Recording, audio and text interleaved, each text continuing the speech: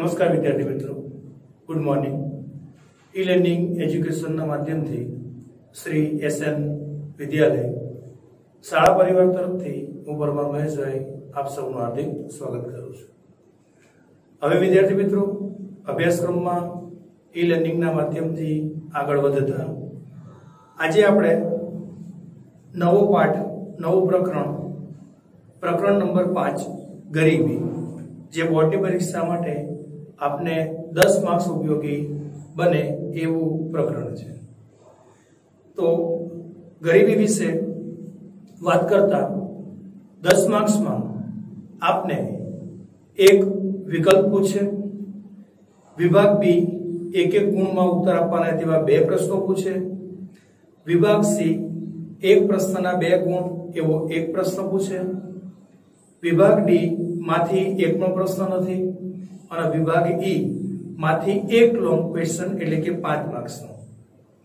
आवी रीते 10 marks no गुणभार धरावतो आपणो पाठ गरीबी, जेना विषे आप सांभळता आव्या छो, शीखता आव्या छो ते पण अहींया थोडुंक विगते आगळ वधता अहींया भणीए छे। गरीबी विषे नो आपणो पाठ छे। थोड़ी टूंकी पहेलानी माहिती आपी दઉં અને પછીથી આપણે પહેલા પ્રશ્નની શરૂઆતથી જ એની ડિસ્કશન કરી અને આપણે તેના વિશે માહિતી આપો।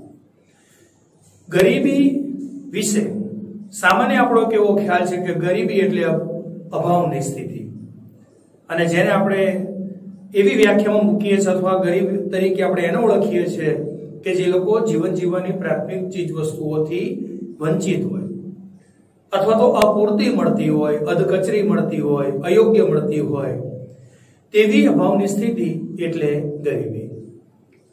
जीवन जीववा माटे आवश्यक वस्तुओमां खोराक, कपड़ा, રહેઠાણ, शिक्षण अने आरोग्य आ 5 बाबतोथी जे देशना नागरिको, जे कुटुंबो, जे व्यक्तिओ वंचित छे, अभावमां जीवे छे अथवा तो अयोग्य सारी गुणवत्तावाળી वस्तु मळती नथी, तो तेवी व्यक्तिओने तेवा वर्गमां आवता लोकोने आपणे गरीब तरीके ओळखीए छीए।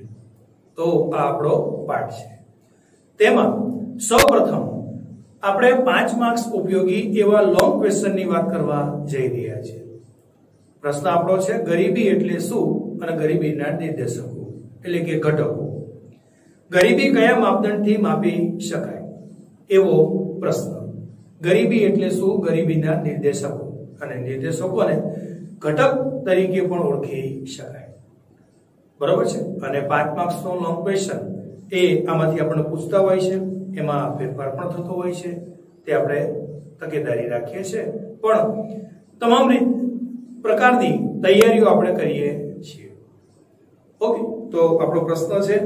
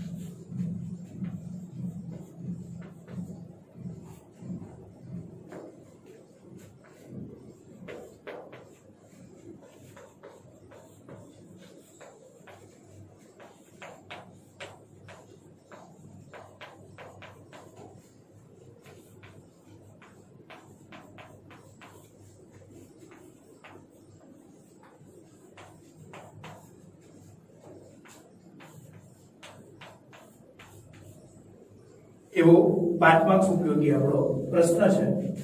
सर्वप्रथम तेमां पहला तो आपने गरीबी एटले शुं तेनो ख्याल શીખવાડીશ। तो एना अर्थमां लखता गरीबी एटले ज्यारे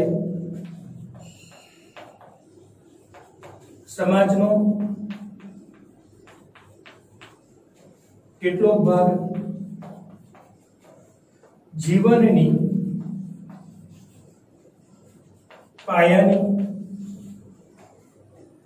જરૂરિયાતોથી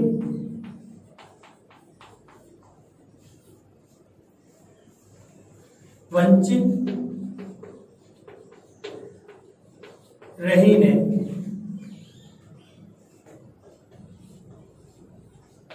મુશ્કેલીઓમાં પોતાનું જીવન જીવતો હોય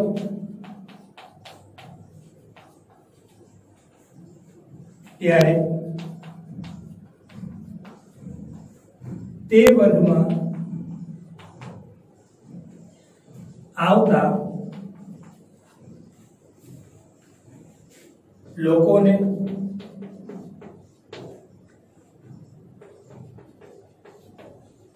ગરીબ ગણવામાં આવે છે.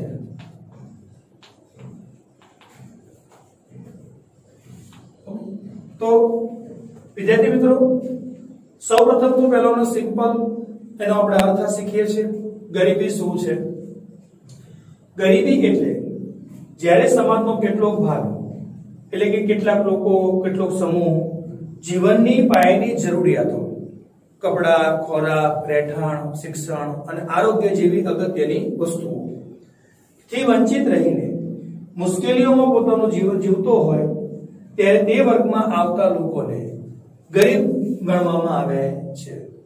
તો આજે આપણે મિત્રો જોવો છો કે સમાજનો ઘણો ભાગ, આપણા દેશ બંધુઓ કે ઘણા ટકા લોકો પોતાની જીવન જીવવાની પ્રાથમિક બાબતો જે છે, જે દરેક વ્યક્તિને જોઈએ અને સારી અને પૂરતી માત્રામાં જોઈએ, ખોરાક જેવી બાબત, કપડા જેવી બાબત, રહેઠાણ જેવી બાબત, શિક્ષણ અને આરોગ્ય જેવી બાબત દરેક વ્યક્તિ માટે આવશ્યક બાબતો છે. ઓકે, તો તેનેથી કેટલો વર્ગ એવો છે કે જે વંચિત રહે છે અને મળે છે તો અધકચરું મળે છે, અપૂરતું મળે છે, ક્યારેક મળે છે તો નથી મળતું, એવું પણ બનતું હોય છે. પૂરતી માત્રામાં નથી મળતું, સારી ક્વોલિટી વાળી વસ્તુ નથી મળતી અને તેના કારણે જે લોકો અભાવમાં જીવે છે, મુશ્કેલીઓમાં જીવે છે, તેવા વર્ગને, તેવા લોકોને આપણે ગરીબ તરીકે ઓળખીએ છીએ. જીવનની પાયાની જરૂરિયાતોથી વંચિત રહીને સમાજનો જે ભાગ પોતાનું જીવન વ્યતીત કરે છે મુશ્કેલીઓમાં, એવા વર્ગમાં આવતા લોકોને ગરીબ તરીકે ઓળખીએ છીએ. ઓકે, ત્યારબાદ એમાં એક આપણે બીજો પોઈન્ટ સમજૂતી માટે લખવાનો છે. ગરીબી એ માનવ સર્જિત સમસ્યા છે. તો સિમ્પલ વસ્તુ છે મિત્રો કે આ કોઈ કુદરતી ઘટના નથી, કુદરત સર્જિત કોઈ ઘટના નહીં, પણ માનવ સર્જિત સમસ્યા છે. માનવીઓના કારણે આ જે આપણી વ્યવસ્થા છે, જે દેશના અર્થ વ્યવસ્થા જે છે, સામાજિક જે રચના છે, અને તેમાં કેમ અમુક વર્ગ સંપન્ન છે, અમુક વર્ગ મધ્યમ છે અને અમુક વર્ગ ગરીબ છે, તો તે એક વ્યવસ્થાની ખામીના ભાગરૂપે એને ગણાવી શકાય. એટલે ગરીબી એ માનવ સર્જિત સમસ્યા છે. ઓકે, એક બીજો સમજૂતીનો પોઈન્ટ આપણે યાદ રાખવાનો છે એના અર્થમાં, એના ખ્યાલમાં. હવે આપણે જોઈએ છે ગરીબીના માપદંડ, એના નિર્દેશકો કે ઘટકો. 11 ઘટકો ટોટલ છે. તેમાં આજના વિડીયોમાં શરૂઆતના પહેલા 5 જે હું તમને સમજાવીશ અને 6 થી લઈને 11 એ બીજા વિડીયોમાં આપણે એની ચર્ચા કરીશું. પ્રશ્ન મોટો છે, બંને રીતે તમને પ્રશ્ન પૂછી શકે. 5 માર્ક્સ માટે કોઈ પણ 5 નિર્દેશકો સમજાવતો પ્રશ્ન કરી શકે, 11 નિર્દેશકો સમજાવતો પણ પ્રશ્ન કરી શકે. તો આપણે જોઈએ છે ગરીબીના નિર્દેશકો.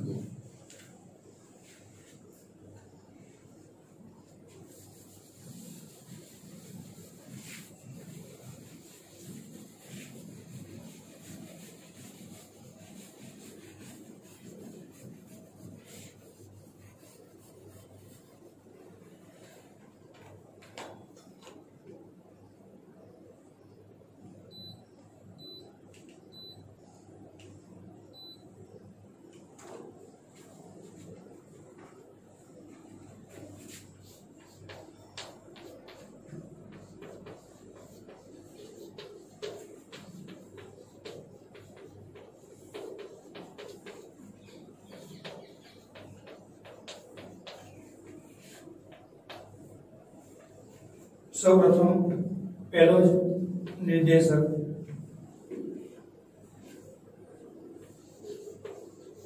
નીચું માથાદીઠ વપરાશી ખર્ચ,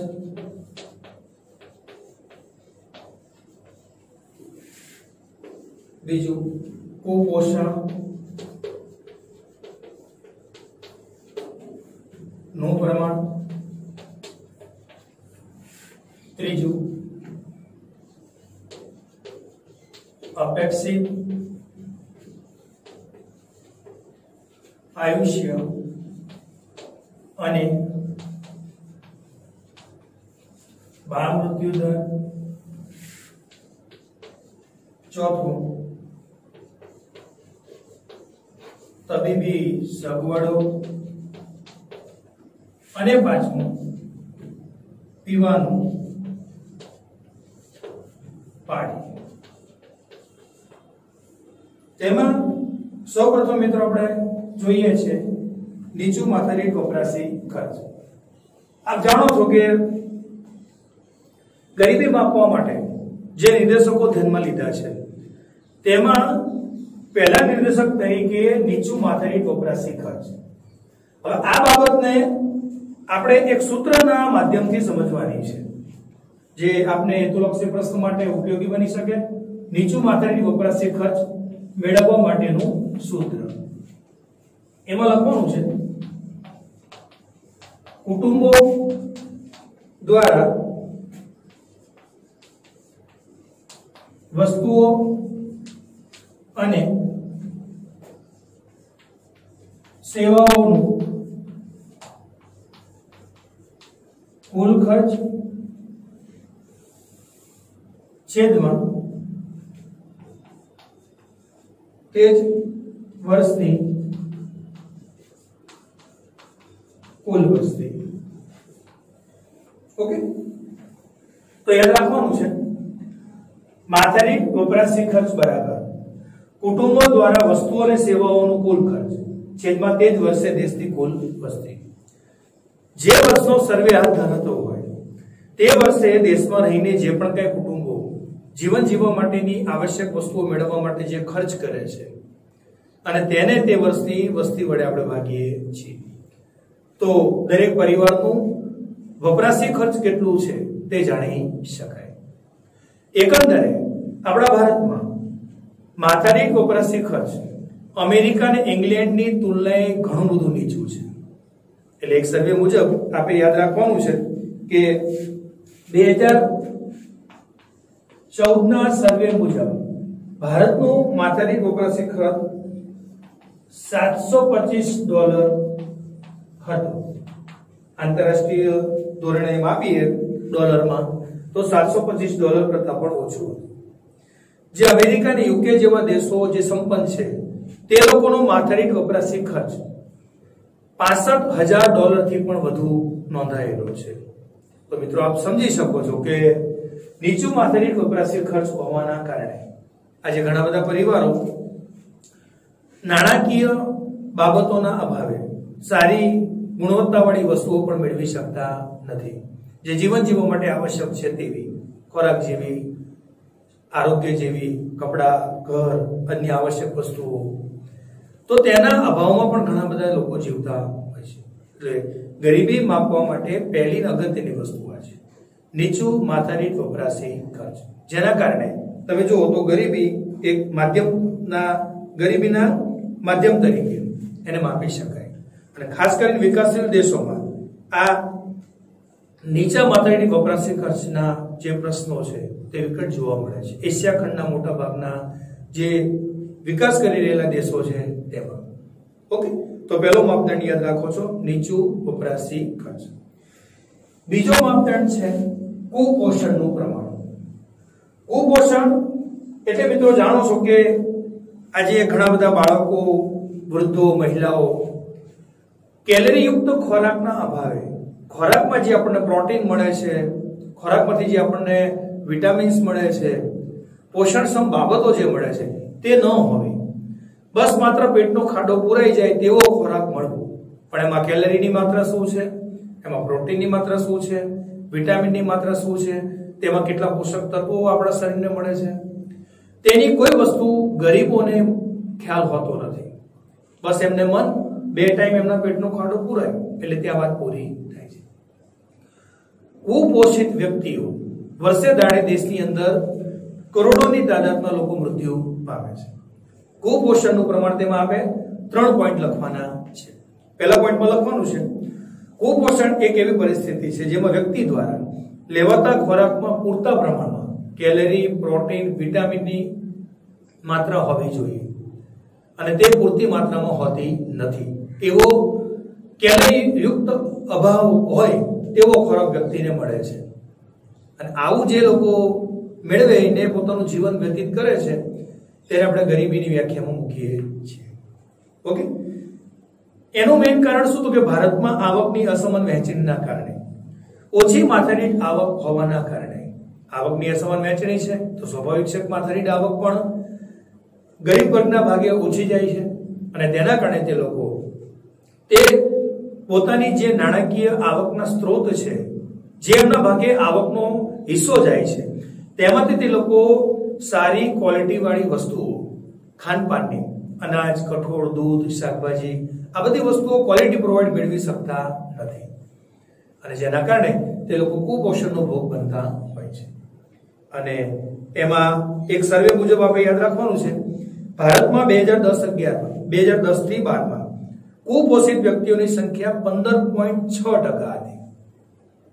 બરાબર, 2010 થી 12 ના સર્વે મુજબ 15.6%. હેતુલક્ષી પ્રશ્નો માટે યાદ રાખવાનું છે, કુલ વસ્તીનો 15.6% ભાગ તે કુપોષણનો ભોગ હતો અને તે 2014-15 માં 15.2%, એટલે કે 0.4% તેમાં ઘટાડો થયો. પરિસ્થિતિ સારી બતાવે છે. આમ કુપોષિત વસ્તીનું પ્રમાણ ભારતમાં ઊંચું જોવા મળે છે, જેના કારણે પણ એને ગરીબીની વ્યાખ્યામાં ગરીબીના અભાવમાં જીવતા લોકો તરીકે તેને ઓળખી શકીએ. તો ગરીબી માપવા માટે બીજો માપદંડ ધ્યાન રાખીએ છીએ કુપોષણનું પ્રમાણ, જે ખોરાકમાં મેળવાતી પ્રોટીન, વિટામિન જેવી વસ્તુઓનો ઉલ્લેખ કરે છે. ઓકે, ત્રીજો નિર્દેશક સમજાવીએ છીએ, અપેક્ષિત આયુષ્ય અને બાળ મૃત્યુ દર. મિત્રો, આ મુદ્દો આપે 2 માર્ક્સમાં ઉપયોગી બને. બરાબર, અપેક્ષિત આયુષ્ય એટલે શું, એક એવો પ્રશ્ન કરી શકે, અને બીજો બાળ મૃત્યુ દર એટલે શું. ઓકે, બંનેને અલગ અલગ રીતે સમજાવવાના છે. પહેલા હું તમને સમજૂતી આપું છું અપેક્ષિત આયુષ્ય. અપેક્ષિત આયુષ્યમાં સૌપ્રથમ અર્થ લખવાનો છે. અપેક્ષિત આયુષ્ય એટલે શું?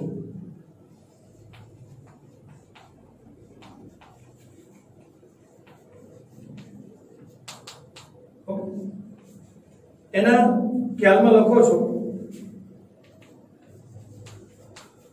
અપેક્ષિત આયુષ્ય એટલે બાળક તેના જન્મ સમયે કેટલા વર્ષનું આયુષ્ય ભોગવશે તે વિશેનો અંદાજ. હેતુલક્ષી પ્રશ્નો માટે મિત્રો યાદ રાખવાનું છે, અપેક્ષિત આયુષ્ય એટલે આપણે કેટલું જીવીએ છીએ તેનો આંક, કેટલા વર્ષ આપણે જીવીએ છીએ તેનો આંકડો એટલે અપેક્ષિત આયુષ્ય. અપેક્ષિત આયુષ્ય એટલે બાળક તેના જન્મ સમયે કેટલા વર્ષનું આયુષ્ય ભોગવશે તે વિશેનો અંદાજ. ઓકે, એટલે અપેક્ષિત આયુષ્ય. તો અપેક્ષિત આયુષ્ય પણ મિત્રો વ્યક્તિને મળતો ખોરાક, તેમાંથી મળતું પ્રોટીન, વિટામિન, પોષક તત્વો, ક્વોલિટી વાળો ખોરાક, આરોગ્યની સારી અને પૂરતી સગવડો, રહેઠાણ માટેની સગવડો, દરેક વસ્તુ આપણા આયુષ્ય ઉપર, આપણા જીવનકાળ ઉપર, આપણે કેટલું જીવીએ છીએ અને કેવું જીવીએ છીએ, ક્વોલિટી પ્રોવાઈડ, આપણું જીવન સ્વસ્થ જીવન, એના ઉપર આધારિત છે. એટલે અપેક્ષિત આયુષ્યની વ્યાખ્યા હેતુલક્ષી માટે યાદ રાખવાની છે. ઓકે, અને બીજા પોઈન્ટ લખો છો કે અપેક્ષિત આયુષ્યનો આધાર વ્યક્તિને મેળવાતી વસ્તુઓ ઉપર છે હમણાં આપને કીધું કે ભાઈ ખાનપાનની વસ્તુઓ, મેડિકલ જેવી વસ્તુઓ, તમે જે આ વસવાટ કરો છો ત્યાં સ્વચ્છતા જેવી બાબતો, આ બધી વસ્તુ આપણા અપેક્ષિત આયુષ્યને અસર કરે છે. ઓકે, તેમાં ત્રીજા પોઈન્ટ લખો છો ભારતમાં 2014માં અપેક્ષિત આયુષ્ય, આપણું ભારતીયોનું અપેક્ષિત આયુષ્ય 2014ના સર્વે મુજબ કેટલું નોંધાણું? 68 વર્ષ. ઓકે, હેતુલક્ષી પ્રશ્ન વિકલ્પ માટે યાદ રાખો છો. વર્ષ 2014માં એવી રીતે પ્રશ્ન કરે તો પણ, અને સીધું જ કે આજે ભારતીયોનું અપેક્ષિત આયુષ્ય કેટલું છે, કેટલા વર્ષ છે, તો 68 વર્ષ યાદ રાખવાનું છે. અને એની જગ્યાએ માનો કે વિકલ્પની અંદર 65 થી 70 લખ્યું હોય તો તે વિકલ્પ પસંદ કરો છો. 65 થી 70 વચ્ચે કે તો આપ સમજો છો કે તેમાં 68 વર્ષ આવી જાય છે. અને ચોક્કસ જ આંકડાઓ વિશે કીધું ભારતીયોનું અપેક્ષિત આયુષ્ય કેટલા વર્ષ છે, તો આપે 68 વર્ષ નોંધો છો. કયા સર્વે મુજબ? 2014ના સર્વે મુજબ. ઓકે, અને તેમાં છેલ્લા પોઈન્ટ લખો છો વિશ્વના દેશોમાં સૌથી વધુ અપેક્ષિત આયુષ્ય નોર્વેનું. કેટલા વર્ષ? નોર્વે 81.6 વર્ષ. ઓકે, વિશ્વના દેશોમાં સૌથી ઊંચું અપેક્ષિત આયુષ્ય ધરાવતો દેશ નોર્વે. ઓકે, 81.6 વર્ષ યાદ રાખો છો. તો તે પણ હેતુલક્ષી પ્રશ્ન છે. તો સારો ક્વોલિટી પ્રોવાઇડ જીવન એ આપણા અપેક્ષિત આયુષ્ય પર અસર કરે છે. તેમાં જે બીજો મુદ્દો છે બાળ મૃત્યુ દર. તો બાળ મૃત્યુ દરમાં પણ સૌપ્રથમ મિત્રો પહેલા વ્યાખ્યા લખવાની છે, તો ધ્યાનપૂર્વક એની વ્યાખ્યા સાંભળજો. બાળ મૃત્યુ દર એટલે દર વર્ષે દર હજારે જન્મતા જીવિત બાળકોની સરખામણીએ, દર વર્ષે દર હજારે જન્મતા જીવિત બાળકોની સરખામણીએ 12 મહિના દરમિયાન અથવા તો વર્ષ દરમિયાન મૃત્યુ પામતા બાળકોનું પ્રમાણ એટલે બાળ મૃત્યુ દર. ફરીથી એક વખત, દર વર્ષે દર હજારે જન્મતા જીવિત બાળકોની સરખામણીએ 12 મહિના દરમિયાન મૃત્યુ પામતા બાળકોનું પ્રમાણ એટલે બાળ મૃત્યુ દર. વિભાગ બી માં હેતુલક્ષી પ્રશ્ન સ્વરૂપે તમને અર્થ પણ પૂછી શકે. તો અપેક્ષિત આયુષ્ય વિશેનો પણ અર્થ પૂછી શકે હેતુલક્ષી સ્વરૂપે, બાળ મૃત્યુ દરનો પણ અર્થ પૂછી શકે, તો યાદ રાખવાનો છે. તેમાં બીજા પોઈન્ટ લખવાનું છે કે નબળી આરોગ્ય સેવાઓના કારણે તબીબી જે સગવડો હોવી જોઈએ દરેક વ્યક્તિઓ માટે સારી, ઉમદા, તેમાં ક્યાંક ને ક્યાંક કચાશ છે. પછાત રાજ્યોની પરિસ્થિતિ આપ સૌ જાણો છો. અને એમાંય આજે ગર્ભવતી સ્ત્રીઓ છે જે નવજાત શિશુને જન્મ આપવા જઈ રહી છે, તેને પ્રસૂતિને લગતી જે સારવાર યોગ્ય અને પૂરતી માત્રામાં મળવી જોઈએ તે મળી શકતી નથી. અને ક્યારેક એવું આપણે જોઈએ છે કે એ માતા અને તે જન્મ આપનારો બાળક, બરોબર છે, એ બંને મૃત્યુ પામતા હોય છે. શું? આરોગ્યની અપૂરતી સગવડતાના કારણે. એટલે માતા મૃત્યુ દર પણ આપણે જોઈએ છે, અને જે નવજાત શિશુ જન્મ લે છે તે પણ મૃત્યુ પામતું હોય છે. કોના અભાવે? તો કે તબીબી સગવડતાઓના અભાવે. અને તેમાં 2014 નો એક સર્વે લખવાનો છે. 2014માં ભારતમાં બાળ મૃત્યુ દર 39 હતો.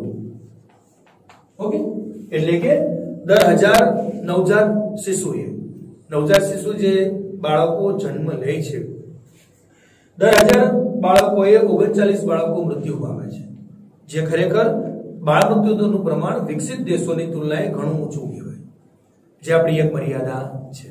તો આ બંને મુદ્દાને આ રીતે સમજાવવાના છે, અપેક્ષિત આયુષ્ય અને બાળ મૃત્યુ દર. બંને તમને 2 માર્ક્સ માટે પણ ઉપયોગી બની શકે. ચોથું લખીએ છીએ તબીબી સગવડો. ઓકે, આરોગ્યની સગવડતા. તો તબીબી સગવડોમાં મિત્રો આપ જાણો છો કે આર્થિક રીતે જે સંપન્ન રાજ્યો છે, જે મોટા શહેરો છે, ત્યાં તબીબી સગવડતાઓ પૂરતી માત્રામાં અને યોગ્ય મળે છે. આજે જ્યાં પણ હજુ પછાતતા છે, અલ્પ વિકસિત જે રાજ્યો છે, ઓકે, ત્યાં તમે જુઓ છો પરિસ્થિતિ મેડિકલની કેવી છે.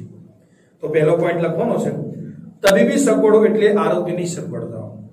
આંતરરાષ્ટ્રીય તુલનાએ ભારતમાં તબીબી સગવડોની એમ કે અછત જોવા મળે છે.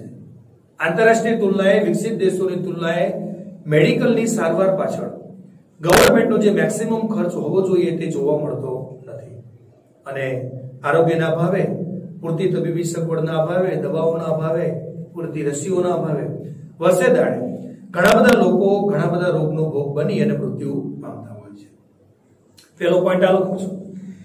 બીજા પોઈન્ટ લખો છો, વિકસિત દેશોમાં તબીબી સગવડતાના અભાવે લોકો અનેક રોગના ભોગ બનતા હોય છે. ઓકે. અને ત્રીજા પોઈન્ટે એક સર્વે છે, વિકસિત દેશોમાં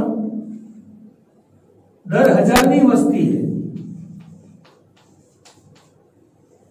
350 ની વસ્તીએ સોરી એક મિનિટ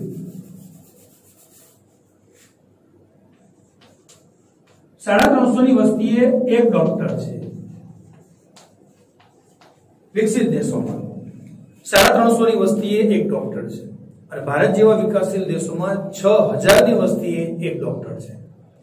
તો મિત્રો આપ એનો ભેદ સમજી શકો છો કે એક ડોક્ટરે એના ભાગે 350 વસ્તીનો ઈલાજ કરવાનો થાય અને એક ડોક્ટરે 6000 વસ્તીનો ઈલાજ કરવાનો થાય. તો આ બંને ડોક્ટરો નું કેવું ક્વોલિટી પ્રોવાઇડ કામ રહેશે એ આપ સમજી શકો છો. તો જે આપણી એક મોટી મર્યાદા છે એ યાદ રાખવાનું છે. હેતુલક્ષી પ્રશ્ન છે. વિકસિત દેશોમાં 350 ની વસ્તી એક ડોક્ટર અને વિકસતા દેશોમાં 6000 ની વસ્તી એક ડોક્ટર જોવા મળે છે. ઓકે. અને છેલ્લા પોઈન્ટે આપણે યાદ રાખવાનું છે, આરોગ્યની સેવાઓ અને સગવડતાઓના અભાવે વર્ષે 1.7 કરોડ લોકો કેવા રોગો, ડાયરિયા, મેલેરિયા, ક્ષય જેવા રોગોના કારણે મૃત્યુ પામે છે. અને એડ્સના ભોગ બનેલા દુનિયાના 2.3 કરોડ લોકોમાંથી 90% લોકો તો વિકાસશીલ દેશોના જ છે. એડ્સ જેવી ગમખ્વાર બીમારી પણ આપ જાણો છો કે જેની હજુ કોઈ સંપૂર્ણ સારવાર નથી. 2.3 કરોડ લોકોમાંથી 90% તો વિકસિત દેશોની અંદર આ લોકો છે. તો તબીબી સગવડતાઓના અભાવે પણ ઘણા બધા માણસો વર્ષે દાડે મૃત્યુ પામે છે, જે આપણી એક સૌથી મોટી મર્યાદા ગણી શકાય. અને પાંચમું ને છેલ્લું છે પીવાનું પાણી. પીવાનું પાણી મિત્રો જાણો છો કે જીવન જીવવા માટે કેટલી અગત્યની વસ્તુ છે, કેટલું આપણા માટે તે અહેમ છે, આપણા સ્વાસ્થ્ય માટે, આપણા શરીર માટે. તો આજે દેશમાં લોકો પીવાના પાણીના અભાવે પણ અસ્વચ્છ, અયોગ્ય પીવાનું શુદ્ધ પાણી પણ કેટલા લોકોને મળતું નથી. ઓકે. એમાં પહેલો પોઈન્ટ લખવાનું છે, દેશના લોકોનું આરોગ્ય પીવાલાયક પાણી અને સ્વચ્છતાની સગવડ સાથે સૌથી વધુ સંબંધિત છે. બીજા પોઈન્ટમાં લખવાનું છે, ગંદુ પ્રદૂષણ યુક્ત પાણી દેશમાં પાણીજન્ય રોગોનો ફેલાવો કરે છે અને ગરીબોનું આરોગ્ય બગાડે છે અને તે લોકોને મુશ્કેલીઓમાં મૂકે છે. ઓકે. ત્રીજા પોઈન્ટમાં એક સર્વે મુજબ 2011 ની વસ્તી ગણતરી મુજબ 2011 ની વસ્તી ગણતરી મુજબ 63.3% લોકોને નળ દ્વારા પાણી મળે છે. ઓકે. 2011 ની જનગણના મુજબ, વસ્તી ગણતરી મુજબ આપ સમજો છો 63.3% લોકો ને જ પીવાનું ચોખ્ખું પાણી નળ કનેક્શન દ્વારા એમના ઘર સુધી પહોંચે છે. બાકી જે ભાગ રહ્યો તે લોકો અશુદ્ધ પાણી તળાવો, નહેરો, ટ્યુબવેલ, બોર કે અન્ય કોઈ પણ વિકલ્પો મારફતે પીવાનું અશુદ્ધ પાણી મેળવે છે. તો આપણી પણ એક આ સૌથી મોટી મર્યાદા મિત્રો છે કે આજે પણ 63.3% લોકોના ઘરે પીવાનું ચોખ્ખું પાણી નળ કનેક્શન દ્વારા પહોંચે છે. અને બાકીના જે લોકો ગ્રામીણ એરિયાઓમાં રહે છે કે અન્ય અથવા દુર્ગમ એરિયાઓમાં રહે છે તે લોકો માટે પીવાના પાણી માટેના વિકલ્પો જે કુદરતી સ્ત્રોત છે અને તે પણ આપણા શરીરને, આપણા સ્વાસ્થ્યને એક કે બીજી રીતે અસર કરે છે. તો ગરીબી માપવા માટેનો આ પાંચમો માપદંડ છે પીવાનું ચોખ્ખું પાણી, જે હેતુલક્ષી પ્રશ્નની અંદર આવે છે. યાદ રાખો છો 2011 ના સર્વે મુજબ 63.3% લોકોને પીવાનું ચોખ્ખું પાણી મળે છે. તો અહીંયા આ 5 મુદ્દાઓ મિત્રો પૂર્ણ થાય છે. આપ એના બરોબર અભ્યાસ કરો છો, સમજો છો અને આગળ વધો છો. હવે પછીના વિડીયોમાં મળીશું.